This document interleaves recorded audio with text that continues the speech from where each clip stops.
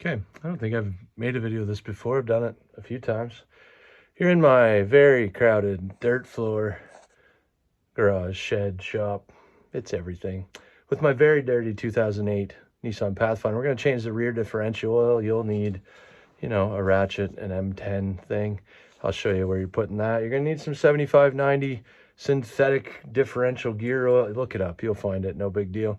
I just want to show you what to expect. I don't make these videos as how-tos. I'm not qualified. I'm just a guy trying to save some money that someday maybe my kids can watch these videos and say, oh, that's what Dad was doing when he was out rolling around in the dirt. But hopefully they'll show you, maybe you can do it. Maybe you can't. I don't know. I don't know you. It's winter in Canada. It's crawling. It's coming in from the back of the vehicle. There's your spare tire. There's your differential. There's all the salt that we have in this area of the world. And this is your drain plug right there. This is your fill plug right there on the side. I don't give advice, but if I did, I'd say take this out first, because if this is seized and you drain all the oil and can't put more in, you're in a real mess. So pull this one first, then pull this one. You should always wait till winter to do jobs like this, because it's just significantly more pleasant to work. So you let go, there it is, in the cold and in the dirt, and you know how it is. So just make sure you wait till it's good and cold and there's salt on the road and stuff to drip on your head when you're underneath here. You'll find it much more pleasant, no doubt. There was pressure in there. I just had this out for a drive. You'll see a crush washer. We're going to change that. Had this out for a drive. I'll set that up there, and it's on video, so when I forget where I put it, I can watch it back.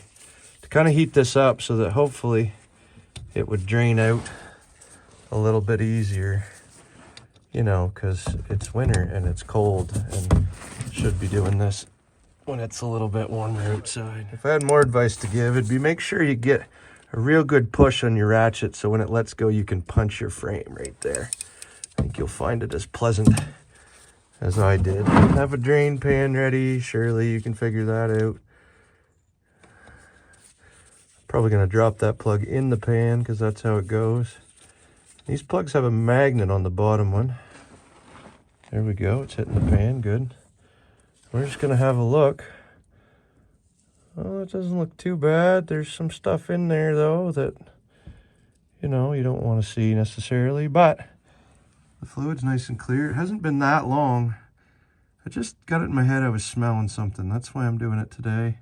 It's more of an investigation, hopefully preventative maintenance. We shall see. Got my little crush washer kit. There's my Frontier. Same rig as the Pathfinder, but it needs timing chain work. Anyway, got the crush washer kit. I think it's these ones right here.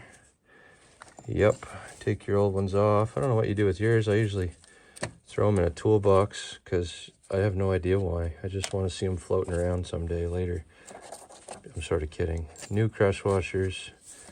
And then look up your torque values while you're waiting for the oil to drain. Okay, we got these cleaned up. We got the new crush washers on. We've been to the factory service manual for our torque values. Some people don't care. You can estimate, but I do. And you should learn to read a factory service manual. They're really not that hard. They're available for free for these vehicles at nicoclub.com. I looked it up. You go to the driveline manual, page 413, and you look at the, I think it's R200 rear differential is what's in this, and you can see the exploded view. You can see the foot-pounds. In fact, I'll put an image of that up because you should learn to read them. When you see the little wrench, you know what I'm talking about, in a square? Little square of the wrench. If it's a white wrench, a black square, it is Newton meters, kilogram meters, foot-pounds. If it's a black wrench and a white square, it's Newton meters, kilogram meters, inch-pounds. But you're working on these little things here, it's foot-pounds. And you'll find a number that probably looks a lot like 25. But I'm not going to tell you that because you can just look it up. They're free. It's a good discipline when you get into harder repairs. Free. They tell you how to do things. nicoclub.com. But I'll throw the page up. You can study it for yourself for a minute, and then we'll get back to work.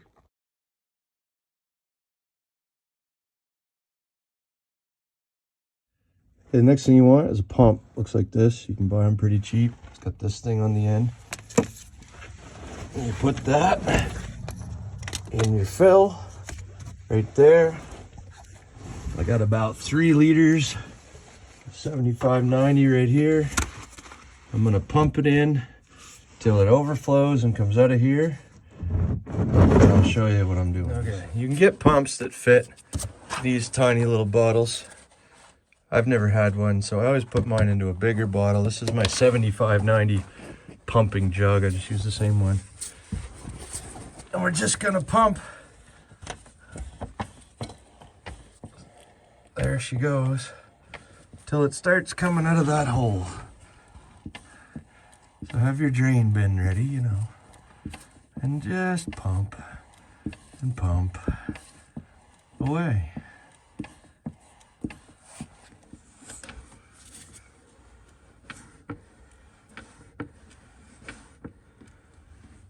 You see it start coming? Little in for good measure. Yep. Okay. Now, when I pull this out, I'm gonna get more, because that's plugging the hole. That's okay. And I'm gonna let it run till that stream turns into just kind of a broken drip, if that makes any sense to you. You'll see in a minute. And as soon as the drip starts to break, what we're going for is the level of fluid sitting right about there in that rear differential. As soon as that drip starts to break, we're gonna pick up that plug I just dropped and put it in there. All right, you see that starting to break the stream? That's what we're starting to wait for here. Give it just a little bit longer. That right there, that's what we're going for. Pop that right in. That's the level we want right there. Torque it in. You did check that sheet, right, to find out what the right value was? I hope so. They're free. They're fairly easy to read. You gotta zoom in, probably had to pause the video. You'll figure it out. And you're done, other than the cleanup. So I am gonna clean it up, because if this is gonna leak, I wanna know that it's fresh and not from the job I just did. Also, if you recall, when I cracked that open, I had a little pressure, which, you know, I guess a little bit's probably normal. A lot is not, and it's bad. Could mean that the vent is plugged. There's a vent, you won't be able to see it, but it's right up on top. Up in here somewhere, yep, maybe you can see it. We're gonna follow that and just see if it's plugged after I finish cleaning up. Okay, so if you're curious, the vent on mine is this hard line right here. It goes over into the top of the differential. You can follow it, and it comes right over, right there. There she be. That's the one. So I don't think it's plugged.